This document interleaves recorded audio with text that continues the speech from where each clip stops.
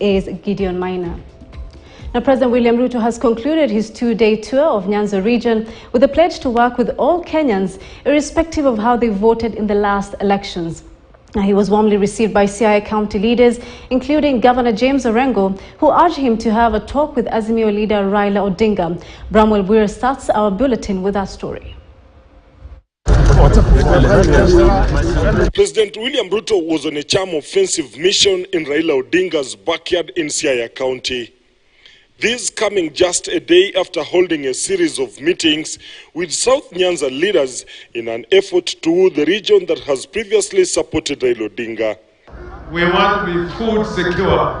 The county government has provided tractors, but the president today told us that of the tractors that we have already acquired, he is going to facilitate us to get an additional 20 tractors to come and help the people of Siaya. If you look at our sugarcane sector, for the last 25 years, we have been discussing on how to have solutions to that sector. But 25 years down the line, we don't seem to have sorted out that.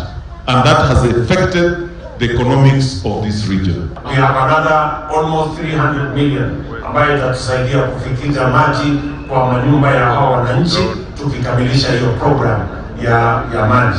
The head of state Nyanza visit received a warm reception, sparking talks of a possible truce between him and Raila Odinga, the region's kingpin. Msingojee serikali nyingine. Serikali hii ni serikali ya Kenya na ni serikali yenu.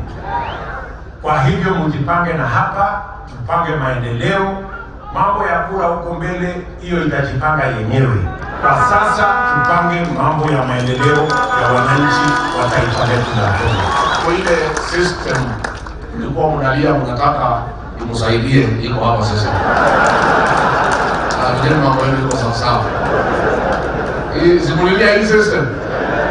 Mr. President, I ask you in the spirit, not of the handshake, but in the spirit of togetherness, I urge you to sit together on the table of brotherhood with your brother Raila Amolo Odinga. The climax of the tour saw President Ruto installed as a Luo elder.